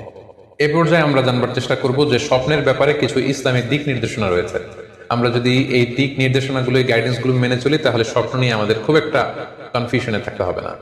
সেক্ষেত্রে প্রথম গাইডলাইন হচ্ছে অপ্রয়োজনে স্বপ্ন অন্যের সাথে শেয়ার না করা। Do not mention the dream for interpretation except a prolific scholar or any well wisher to you. কেউ যদি খুব বড় আলেম হয়ে থাকেন, শায়েখ হয়ে থাকেন, তার এলম আছে, আমল আছে, এরকম কারো কাছে শেয়ার করতে পারেন। অথবা আপনার শুভাকাঙ্ক্ষী, আপনাকে ভালো অ্যাডভাইস করতে পারে, আপনাকে পছন্দ করে, এরকম লোক ছাড়া কারো কাছে স্বপ্ন শেয়ার করা যাবে না। সুনানে তিরমিজিতে স্বপ্ন অন্যের সাথে শেয়ার না করার ব্যাপারে একটা হাদিস এসেছে, যেখানে আল্লাহ রাসূল সাল্লাল্লাহু আলাইহি সাল্লাম বলেছেন, লা ইয়াকুসুহা ইল্লা আলা ওয়াদ্দিন, অর্থাৎ যে তোমাকে পছন্দ করে এমন কারো কাছে ছাড়া স্বপ্ন শেয়ার করবে না। অথবা আও যী রাইন, এমন লোক যে ডিসিশন দিতে পারে, he can advise you, he can provide you the right decision. এরকম লোক যদি আপনার কাছের শুভাকাঙ্ক্ষীদের মধ্যে থেকে কেউ থেকে থাকে, আপনি তার সাথে শেয়ার করতে পারেন। ওয়ালা ইউহাদ্দিসু বিহা ইল্লা লাবিবান আও হাবিবান, সে আপনার হাবিব, সে আপনার বন্ধু, সব কাছের লোক, বজম ফ্রেন্ড, আপনার শুভ কামনা করে সব সময়, এই জাতীয় লোকের কাছে আপনি স্বপ্ন শেয়ার করতে পারেন। অন্য এক বর্ণনায় এসেছে, ওয়ালা ইয়াকুসু রুইয়া ইল্লা আলা আলিমিন আও নাসিহ, স্বপ্ন শেয়ার করতে হলে ভালো আলেমের কাছে শেয়ার করো, অথবা নাসিহ, যে তোমাকে ভালো অ্যাডভাইস করতে পারবে, উপদেশ দিতে পারবে, এরকম কারো কাছে শেয়ার করো, অন্য কারো কাছে নয়। সুনানে তিরমিজিতে এ ব্যাপারে একটি বাব রচনা করা হয়েছে, যে বাবু লা তাকুসু রুইয়া ইল্লা আলা আলিম আও নাসিহ, আলেম বা শুভাকাঙ্ক্ষী নসিহতকারী ছাড়া কারো কাছে স্বপ্ন শেয়ার করা যাবে না। এর কারণ হচ্ছে, আমরা আগেই বলেছি যে আপনি স্বপ্নে যদি ভালো কিছু দেখে থাকেন, এটা এমন কারো কাছে যদি শেয়ার করেন যে আপনাকে পছন্দ করে না, তাহলে আপনি হিংসার শিকার হতে পারেন। সেক্ষেত্রে আমরা সূরা ইউসুফের 5 নম্বর আয়াতের কথা খেয়াল করতে পারি, যেখানে ইউসুফ আলাইহিস সালাম বলেছিলেন যে ইয ক্বালা ইউসুফু লিআবিহি ইয়া আবাতি ইন্নী রাআইতু আহাদা আশরা কাওকাবান ওয়াশ-শামসা ওয়াল কমারা রাআইতুহুম লি সাজিদিন ক্বালা ইয়া বুনাইয়া লা তাকসুস রুইয়াকা আলা ইখওয়াতিকা ফায়াকিদু লাকা কাইদা। ছোট্ট ইউসুফ আলাইহিস সালাম তিনি স্বপ্নে দেখলেন যে চন্দ্র, সূর্য এবং আকাশের 11টা তারা সবকিছু ওনার সম্মানে সিজদায় লুটিয়ে পড়েছে। তো ইয়াকুব আলাইহিস সালাম ওনার ছেলেকে বললেন যে, বাবা ইউসুফ, খবরদার, সাবধান, এই স্বপ্নের কথা তুমি তোমার ভাইদেরকে বলতে যেও না। যদি তুমি তোমার ভাইদের সাথে এই চমৎকার স্বপ্নের কথা শেয়ার করো, তাহলে ফায়াকিদু লাকা কাইদা, তারা তোমাকে নিয়ে হিংসা করবে, ষড়যন্ত্র করবে। তাহলে আমরা বুঝলাম যে যার তার কাছে চাইলে আমরা স্বপ্ন শেয়ার করতে পারবো না, বরং এক্ষেত্রে বুঝে শুনে সাবধানে শেয়ার করতে হবে। এক্ষেত্রে মুস্তাদরাকে হাকিমে একটি চমৎকার হাদিস উল্লেখ রয়েছে, সেটি হচ্ছে কেন যে কারো কাছে স্বপ্ন শেয়ার করা যাবে না, করলে সমস্যা কি। সেক্ষেত্রে বলা হয়েছে যে ফাইন্না রুইয়া তাকাউ আলা মা তুআব্বার, অর্থাৎ স্বপ্নের ব্যাখ্যা তেমনই হয়ে থাকে যেমন এটার ব্যাখ্যা করা হয়। এই ব্যাপারটি কিন্তু সাধারণ কোনো কথা নয়। আপনি একজনের কাছে, যার কোনো জ্ঞান নেই স্বপ্নের ব্যাপারে, হুট করে তার কাছে স্বপ্নের ব্যাখ্যা জানতে চাইলেন, আর তিনিও হুট করে এমন একটা ব্যাখ্যা করে দিল, ফলে দেখা যাবে উনি যেটা ব্যাখ্যা করেছেন সেটাই ঘটবে আপনার জীবনে। তো স্বপ্নের কথা যে কারো কাছে বলতে নেই। ফাইন্না রুইয়া তাকাউ আলা মা তুআব্বার, কেননা স্বপ্নের ব্যাখ্যা তেমন হয়ে থাকে যেমন এটার ব্যাখ্যা করা হয়। সো ব্যাখ্যা যদি কেউ করতে চান, আপনি ভালো ব্যাখ্যা করবেন, জেনে শুনে বুঝে তার শুভাকাঙ্ক্ষী হয়ে সুন্দর ব্যাখ্যা করবেন, কেননা খারাপ কোনো ব্যাখ্যা করে দিলে সেই ব্যাখ্যাই হয়ে যেতে পারে। স্বপ্নের কথা কেন যে কোনো মানুষের কাছে শেয়ার করতে নেই, তার কারণ হিসেবে আমরা সুনানে দারমির একটি হাদিসকে এখানে উল্লেখ করতে পারি, যে হাদিসটিকে ইবনে হাজার আল আসকালানি উনি ওনার ফাথুল বারিতে হাসান বলে উল্লেখ করেছেন। আল্লাহ রাসূল সাল্লাল্লাহু আলাইহি ওয়াসাল্লামের কাছে মদিনাতে প্রায় একজন নারী এসে স্বপ্নের ব্যাখ্যা জানতে চাইতেন। সে নারী বলতেন যে, ইয়া রাসূলুল্লাহ, আমি প্রায় স্বপ্নে দেখি যে আমার ঘরের একটি পিলার ভেঙে গিয়েছে এবং আমি অন্ধ সন্তান প্রসব করেছি। এই নারীর স্বামী ছিল ব্যবসায়ী এবং সারা বছর ব্যবসার কারণে বিভিন্ন জায়গায় তিনি ঘুরে বেড়াতেন, এবং যখন ফিরে আসতেন যাওয়ার সময় তিনি স্ত্রীকে প্রেগনেন্ট অবস্থায় রেখে যেতেন, অর্থাৎ গর্ভবতী, আর এই বাচ্চাকে পেটে নিয়ে এই নারী সবসময় এই স্বপ্ন দেখতে থাকতেন। তো রাসূল সাল্লাল্লাহু আলাইহি ওয়াসাল্লাম স্বপ্নের ব্যাখ্যা বললেন, তুমি চিন্তা করো না, তোমার স্বামী সহি সালামতে ফিরে আসবে এবং তুমি সুন্দর সন্তান প্রসব করবে, ভালো সন্তান। এভাবেই চলছিল, যতবার তার স্বামী ফিরে আসে, সুস্থভাবে ফিরে আসে এবং সে সুন্দর সন্তান জন্ম দিচ্ছিল। হঠাৎ একবার সে নারী আল্লাহ রাসূল সাল্লাল্লাহু আলাইহি ওয়াসাল্লামের বাসায় এসে দেখলেন যে আল্লাহ রাসূল সাল্লাল্লাহু আলাইহি ওয়াসাল্লাম ঘরে নেই।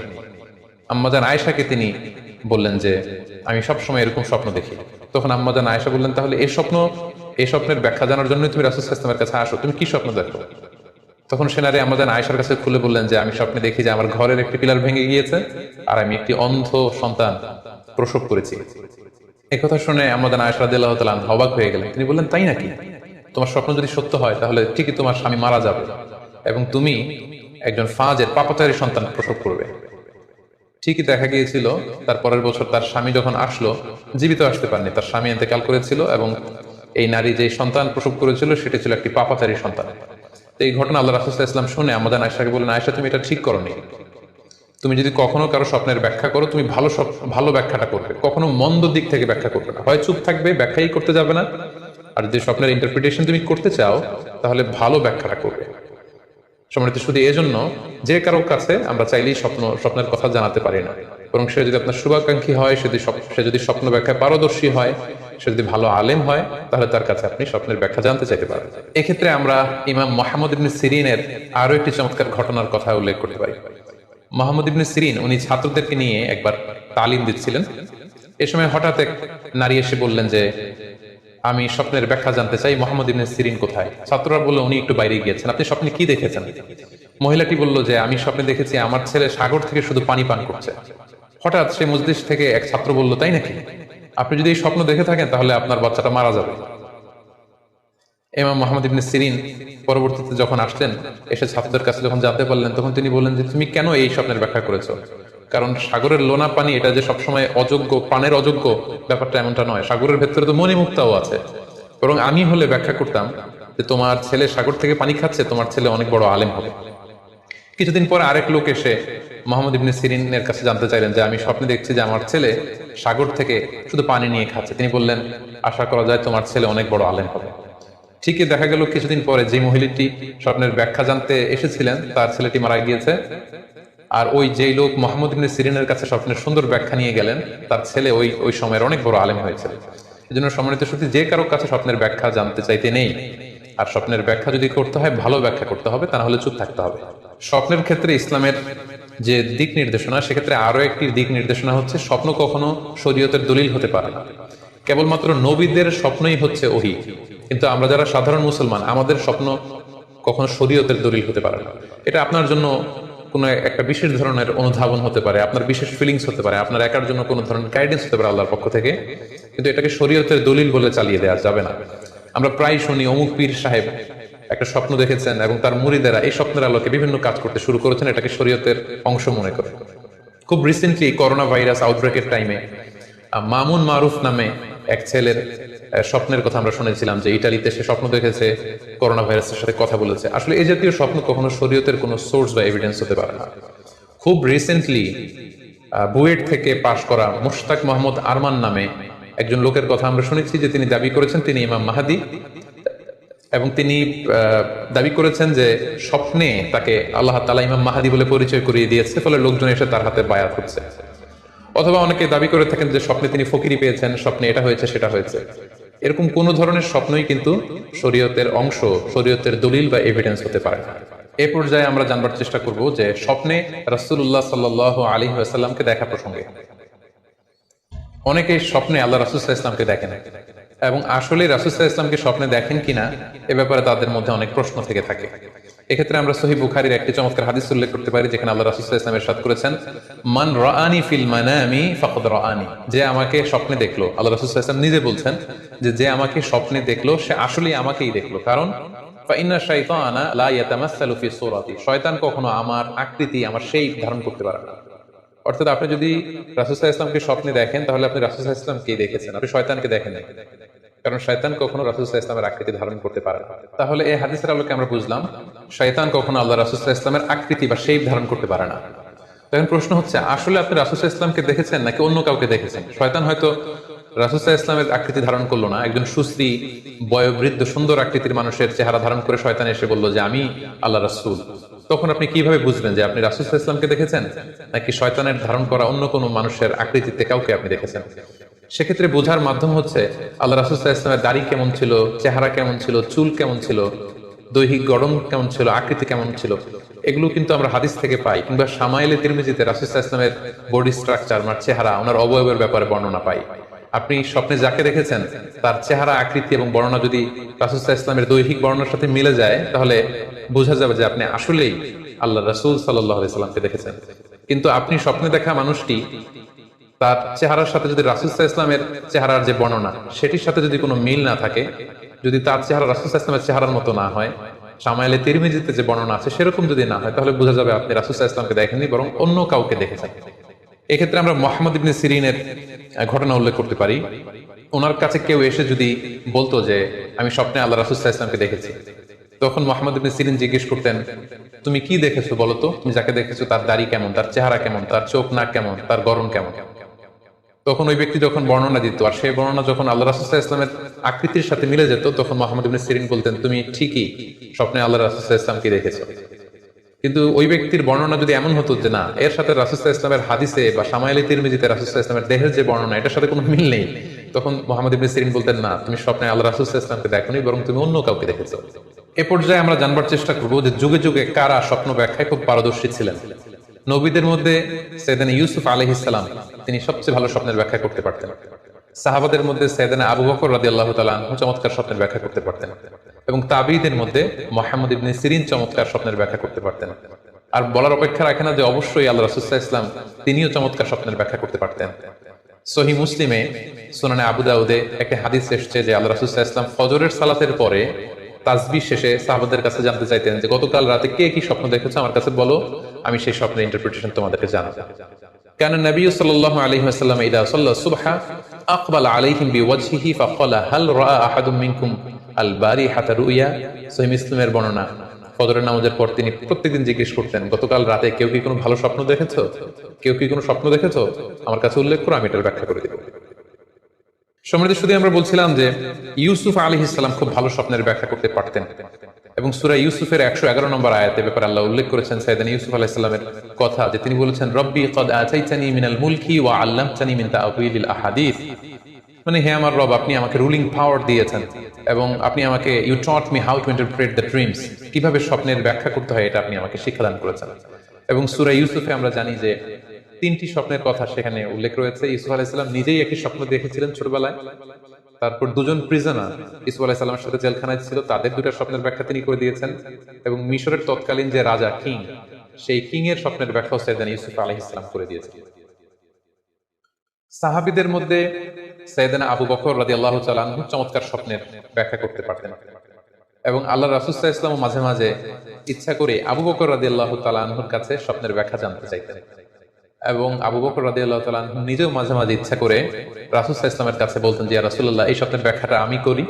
আল্লাহ রাসূল সাল্লাল্লাহু আলাইহি ওয়াসাল্লাম তখন আবু বকর রাদিয়াল্লাহু তাআলা আনহুকে স্বপ্নের ব্যাখ্যা করার অনুমতি প্রদান করতেন।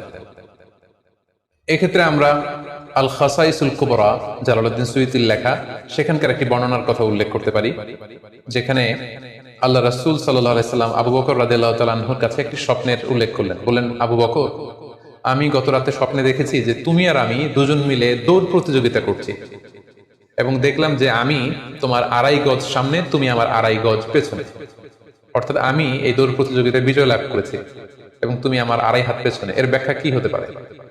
তখন সাইয়েদনা আবু বকর রাদিয়াল্লাহু তাআলা আনহু বললেন, ইয়া রাসূলুল্লাহ, আমার মনে হচ্ছে যে আপনি আমার আগে পৃথিবী থেকে বিদায় নেবেন এবং আপনার ইন্তেকালের 2.5 বছর পরে আমি পৃথিবী থেকে বিদায় নেব, অর্থাৎ আপনি আমার 2.5 বছর আগে পৃথিবী ছাড়বেন আর আমি আপনার 2.5 বছর পরে পৃথিবী ছাড়ব। এবং আমরা যদি বাস্তবতা এবং ইতিহাস খেয়াল করি তাহলে আমরা সেটাই দেখবো যে আল্লাহ রাসূল সাল্লাল্লাহু আলাইহি সাল্লামের ইন্তেকালের 2.5 বছর পরে সাইয়েদনা আবু বকর রাদিয়াল্লাহু তাআলা আনহু তিনি ইন্তেকাল করেছিলেন। সাইয়েদনা আবু বকর রাদিয়াল্লাহু তাআলা আনহুর স্বপ্ন ব্যাখ্যার পারদর্শিতা নিয়ে আমরা এক্ষেত্রে মুস্তাদরিকে হাকিমের একটি হাদিস উল্লেখ করতে চাই, যেখানে এই হাদিসটি মুস্তাদরিকে হাকিমেও এসেছে, সুনানে আবু দাউদেও এসেছে, এবং হাদিসটি সহিহ। আম্মা জান আয়েশা রাদিয়াল্লাহু তাআলা আনহা উনি একটি স্বপ্ন দেখলেন যে আকাশ থেকে 3টি চাঁদ ওনার ঘরে খসে পড়েছে, এবং এই স্বপ্ন দেখে তিনি ওনার পিতা আবু বকর রাদিয়াল্লাহু তাআলা আনহু জিজ্ঞেস করলেন যে আমি স্বপ্নে দেখেছি যে আকাশের 3টি চাঁদ এসে আমার ঘরে পড়েছে, এর ব্যাখ্যা কি হতে পারে? তখন আবু বকর রাদিয়াল্লাহু তাআলা আনহু ওনার কন্যা আম্মা জান আয়েশা রাদিয়াল্লাহু তাআলা আনহাকে বললেন যে এই স্বপ্নের ব্যাখ্যা হচ্ছে এই পৃথিবীর 3 জন মানুষের কবর তোমার ঘরে অবস্থিত হবে। সুবহানাল্লাহি বিহামদিহি।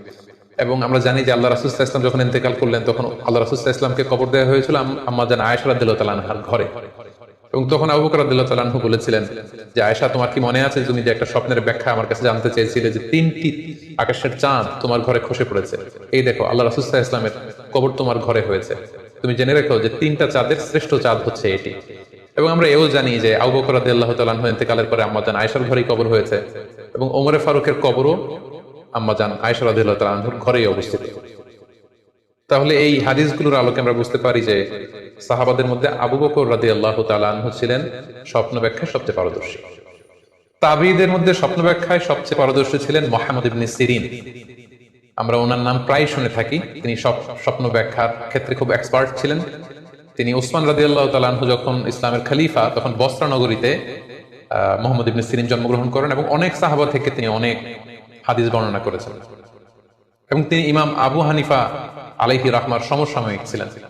ইমাম আবু হানিফা একবার স্বপ্ন দেখলেন যে তিনি আল্লাহ রাসূল সাল্লাল্লাহু আলাইহি ওয়াসাল্লামের কবর খুঁড়ছেন, অথবা কবরের লাশ বের করছেন কিংবা কাফন বের করছেন।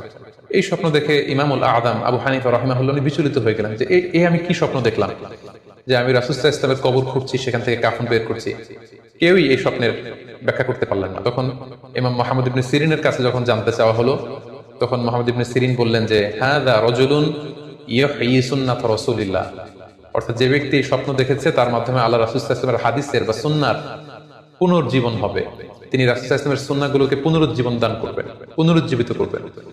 এবং বাস্তবে আমরা এটাই দেখেছি যে ইমাম আবু হানিফার চিন্তা, ওনার থট, ওনার মাযহাব গোটা বিশ্বে সমৃদ্ধি লাভ করেছে, মানুষ এটাকে গ্রহণ করেছে। ওনার বুদ্ধিবৃত্তিক যে চিন্তা, ওনার ফিকহি ইসতিমবাতগুলো গোটা বিশ্বে আল্লাহ রাসূল সাল্লাল্লাহু আলাইহি ওয়াসাল্লামের হাদিসগুলোকে আরো প্রাণবন্ত ভাবে মুসলিম উম্মার কাছে রিপ্রেজেন্ট করেছে।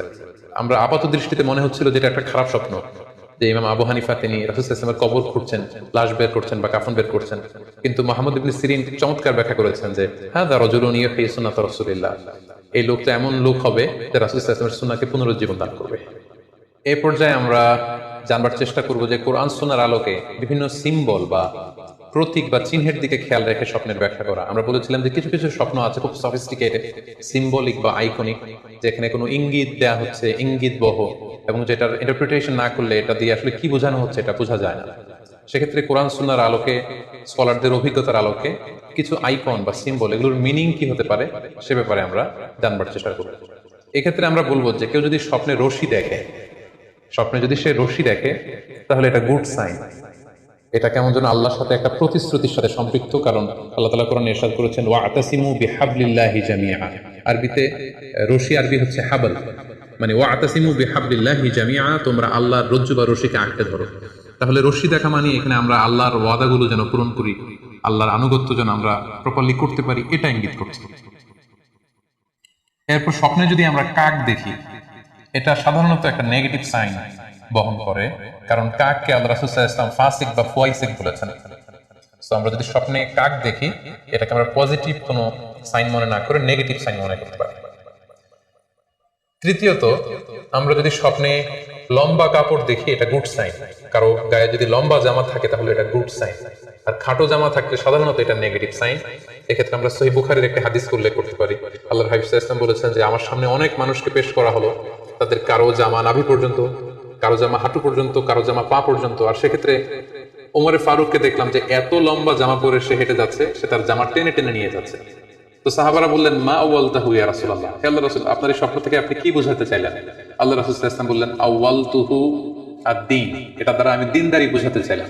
অর্থাৎ যার জামা লম্বা তার মানে তার তাকওয়া বেশি বা তার দ্বীনদারি বেশি। আর স্বপ্নে যদি কারো জামা খুব ছোট খাটো বা জামাহীন অবস্থায় কাউকে দেখা হয়, এটা সাধারণত তার দ্বীনদারি কমে যাচ্ছে বা তার তাকওয়া is decreasing day after day, এটার একটা সাইন বহন করে।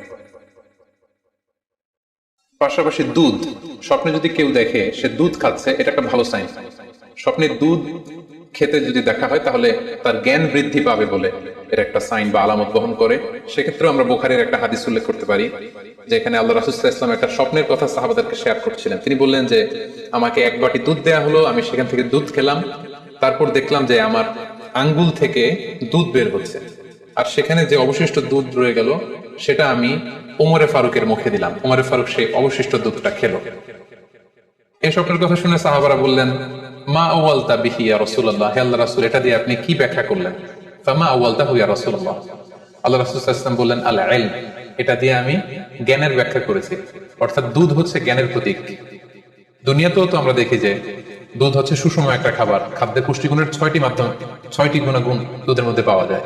সো কেউ যদি স্বপ্নে দেখেন যে তিনি দুধ পান করছেন, আশা করা যায় এটা তার জন্য ভালো সাইন, তার জ্ঞান বাড়বে বলে আমরা ধারণা করতে পারি। এবার স্বপ্নে যদি কেউ দেখে যে সে আজান দিচ্ছে, এটাও ভালো সাইন। স্বপ্নে আজান দেয়া এটা সাইন হচ্ছে সে হয়তো অচিরেই হজ করতে যাবে। হজের সাথে আজানের কি সম্পর্ক? এর কারণ হচ্ছে সূরা হজ্জে আল্লাহ তাআলা সাইয়েদনা ইব্রাহিম আলাইহিস সালামকে যখন বলেছিলেন যে তুমি হজ শুরু করো, তখন তিনি বলেছিলেন ইব্রাহিম তুমি আযান দাও, ওয়াআযযিন ফিন নাসি বিল হজ ইয়াতুকা রিজালা ওয়া আলা কুল্লি দামিরি ইয়াতিনা মিন কুল্লি ফাজ্জিন আমিক। অর্থাৎ হে ইব্রাহিম তুমি আযান দাও। ইব্রাহিম আলাইহিস সালাম বললেন কোথায় আযান দিব? চারদিকে তো মরুভূমি। আল্লাহ তাআলা বললেন ইব্রাহিম তুমি আযান দাও, এই আযানের আওয়াজ বা শব্দ পৃথিবীর সবার কানে আমি পৌঁছে দেব। তো সাইয়েদনা ইব্রাহিম আলাইহিস সালাম তখন হজের আযান দিলেন বা ঘোষণা দিলেন। আযান শব্দের অর্থ হচ্ছে অ্যানাউন্স, টু অ্যানাউন্স, মানে ঘোষণা দেয়া। সো আপনি যদি স্বপ্নে দেখেন যে আপনি আযান দিচ্ছেন বা কেউ আযান দিচ্ছে, তাহলে সে অচিরে হজ করবে বা হজ রিলেটেড কোনো একটা ব্যাখ্যা হতে পারে। এভাবে আযানকে হজের সাথে সম্পৃক্ত করা হয়েছে এবং এটা ভালো একটি স্বপ্ন। এবার স্বপ্নে যদি কেউ গর্ত দেখে যে সে গর্ত খুঁড়ছে বা তার জন্য কেউ গর্ত করছে, এটা ষড়যন্ত্রের সাথে সম্পৃক্ত। কেননা আরবি প্রবাদে আছে যে মান হাফারা হুফরাতান ওয়াকা ফিহা, কেউ যদি কারোর জন্য গর্ত করে তাহলে সেই গর্তে সে নিজে আগে পড়বে। তাহলে গর্ত করা মানে অনেকটা কারো বিরুদ্ধে শত্রুতা করা বা ষড়যন্ত্র করার একটা চিহ্ন বহন করে। এবার স্বপ্নে যদি কেউ নৌকা দেখে বা শিপ দেখে, জাহাজ দেখে যে সে জাহাজে আরোহণ করছে বা নৌকায় আরোহণ করছে, এটা তার জন্য একটা ভালো সাইন। সে কোনো বিপদ থেকে মুক্তি পাবে বলে ধারণা করা যেতে পারে। কারণ সূরা আনকাবুতের 15 নম্বর আয়াতে আল্লাহ বলছেন ফাআনজাইনাহু ওয়া আসহাবাস সাফিনাতি ওয়া জাআলনাহা আয়াতাল লিল আলামিন। অর্থাৎ আমি নূহ আলাইহিস সালাম এবং তার সাথে ঈমানদার সবাইকে আমি এই নৌকায় উঠিয়েছি এবং মহাপ্লাবন থেকে তাদেরকে আমি বাঁচিয়েছি। আর এই মহাপ্লাবনকে আমি গোটা বিশ্বের জন্য একটা নিদর্শন করে রেখেছি। তো নৌকায় ওঠা বা জাহাজে ওঠা, কোন শিপে বা লঞ্চে ওঠা, এটা আপনি বিপদ থেকে মুক্তি পাবেন, and you are in the safe zone, এই ধরনের একটা ইঙ্গিত বহন করে। ইমাম মুহাম্মদ ইবনে সিরিনের কাছে এক লোক এসে বলল যে ইমাম রাআইতু কান্নী আহরুসু আরদান লা তুমবিত, হে ইমাম আমি স্বপ্নে দেখেছি যে আমি একটি শস্য ক্ষেত্র চাষ করছি কিন্তু কোনো ফসল হচ্ছে না, এটার মানে কি? তিনি ব্যাখ্যা করে দিলেন আনতা তা'জিলু আন ইমরাতিক, অচিরেই হয়তো তোমার স্ত্রীর সাথে তোমার সেপারেশন হয়ে যেতে পারে। কারণ কোরআনে স্ত্রীকে শস্য ক্ষেত্রের সাথে তুলনা করা হয়েছে মেটাফরিক্যালি। সূরা বাকারার 223 নম্বর আয়াতে আল্লাহ বলছেন নিসাউকুম হারসুল লাকুম ফাআতু হারসাকুম আন্না শি'তুম। অর্থাৎ তোমাদের স্ত্রীরা হচ্ছে তোমাদের শস্য ক্ষেতের মতো, তোমরা যেভাবে খুশি এই শস্য ক্ষেত্রটাকে সুন্দরভাবে চাষাবাদ করতে পারো। তাহলে শস্য ক্ষেতের সাথে বা ক্রপ ল্যান্ডস এর সাথে আপনার স্ত্রীর সাথে সম্পর্ক হওয়া বা সেপারেশন হওয়া, এইভাবে ইঙ্গিত নেওয়া যেতে পারে। সবশেষে একটি ঘটনা উল্লেখ করার মধ্য দিয়ে আমরা এই সিম্বলিক বা আইকনিক ব্যাপারটা শেষ করতে চাই। সেটি হচ্ছে ব্যক্তির ভিন্নতার কারণে কিন্তু স্বপ্নের ব্যাখ্যাও ভিন্নতা হতে পারে। ব্যক্তি ভিন্নতার কারণে স্বপ্নের ব্যাখ্যা ভিন্ন হবে। একই স্বপ্ন দুইজন লোক দেখলো, দুইজনের স্বপ্নের ব্যাখ্যা কিন্তু দুরকম হতে পারে। সেক্ষেত্রে আমরা মুহাম্মদ ইবনে সিরিনের একটা ঘটনা উল্লেখ করতে পারি। মুহাম্মদ ইবনে সিরিনের কাছে এক লোক এসে বলল যে আমি স্বপ্নে দেখেছি আমি আজান দিচ্ছি, এটার ব্যাখ্যা কি?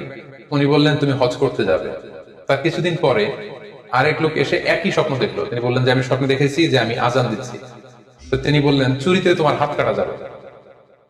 তো ওনার ছাত্ররা দুইজন লোকের কাছে দুই ধরনের উত্তর দেওয়ার কারণে অবাক হয়ে জিজ্ঞেস করলেন যে হে ইমাম, একই স্বপ্ন দুইজন দেখলো কিন্তু আপনি একজনকে এক এক উত্তর কেন দিলেন? তো তিনি বললেন যে এই দুইজনকে আমি চিনি এবং তাদের ব্যক্তিগত জীবন সম্পর্কে আমি জানি। তো তাদের জীবন আচরণ, তাদের ব্যক্তিত্বের কারণে আমি দুই ধরনের ব্যাখ্যা করেছি। প্রথম জনের ব্যাখ্যা করেছি আমি সূরা হজের আলোকে, কারণ সূরা হজে আল্লাহ ইব্রাহিম আলাইহিস সালামকে বলেছেন ওয়াআযিন ফিন্নাস বিল হজ, তুমি মানুষের মাঝে হজের জন্য আজান দাও, ঘোষণা দাও। সো সেই লোকটি আজান দিয়েছে, তার মানে আশা করা যায় সে হজে যাবে। আর দ্বিতীয় লোকটির স্বপ্নের ব্যাখ্যা আমি করেছি সূরা ইউসুফের আলোকে। সূরা ইউসুফে একটি আয়াত আছে সুম্মা আযানা মুআযযিনুন আইয়াতুহাল আইর ইন্নাকুম লাসারিকুন, অর্থাৎ মিশরের কিং এর একটি পানপাত্র চুরি হয়ে গিয়েছিল। ইউসুফ আলাইহিস সালাম ইচ্ছা করে সেটা তার ভাই ইয়ামিনের খাদ্যের প্যাকেটের ভেতরে ঢুকিয়ে দিয়েছিলেন। আর তখন সেখানকার স্টাফরা বা সৈনিকেরা আজান দিয়েছিল, মানে ঘোষণা দিয়ে বলেছিল হে ক্যারাভান, হে কাফেলার লোকেরা, তোমরা চুরি করেছো। তো তিনি মুহাম্মদ ইবনে সিরিন বললেন যে দ্বিতীয় লোকটার ব্যাপারে আমি জানি, সে আসলে অসাধু একজন লোক এবং তার ক্ষেত্রে সে স্বপ্নে যেহেতু আজান দিতে দেখেছে, সে কখনো হজে যাবে না, বরং সূরা ইউসুফের আলোকে চুরিতে তার হাত কাটা যাবে। তো এভাবে আমরা কোরআন সুন্নাহর আলোকে বা স্কলারদের যে অভিব্যক্তি সেগুলোর আলোকে স্বপ্নের মধ্যে থেকে যেগুলো সিম্বলিক, আইকনিক, যেগুলো ইঙ্গিতবহ, এগুলোর ব্যাখ্যা আমরা এভাবে করতে পারি। সম্মানিত শুধু এই ছিল স্বপ্ন নিয়ে আমাদের আজকের আলোচনা। আমরা এই আলোচনা থেকে বুঝতে পারলাম যে স্বপ্ন তিন ধরনের হতে পারে। কোনোটা আল্লাহ দেখান দিক নির্দেশনার জন্য বা সুসংবাদ স্বরূপ, কোনোটা শয়তানের পক্ষ থেকে ভয় দেখানোর জন্য, আর কোনোটা হচ্ছে আমাদের চিন্তা ভাবনার প্রতিচ্ছবি। আর স্বপ্ন যতটা সম্ভব অন্যের কাছে না শেয়ার করতে পারলেই ভালো, বিশেষ করে যদি আপনি ভয়ঙ্কর দুঃস্বপ্ন দেখে থাকেন সেক্ষেত্রে এমন লোকের কাছে আপনি শেয়ার করুন যে আপনাকে পছন্দ করে, যার কোরআন সুন্নাহর জ্ঞান আছে, যার মধ্যে এলেম আছে, আমল আছে। আর আপনারা আপনাদের কারো কাছে যদি আপনাদের ফ্রেন্ডস এন্ড ফ্যামিলির কেউ বা আশেপাশের কেউ এসে যদি হুট করে তার স্বপ্নের কথা বলে দেয়, আপনি হুট করে তার ইন্টারপ্রিটেশন বা ব্যাখ্যা করতে যাবেন না। আপনি বেটার হয় যে আপনি চুপ থাকবেন, অথবা আপনি যদি ব্যাখ্যা করতে চান তাহলে ভালো ব্যাখ্যা করবেন। আল্লাহ তাআলা আমাদের সবাইকে কথাগুলো বুঝার ও আমল করার তৌফিক দান করুক। হাযা মা ইনদি ওয়াল ইলমু ইনদাল্লাহ, আলাইহি তাওয়াক্কালতু ওয়া ইলাইহি উনীব। ওয়াসসালামু আলাইকুম।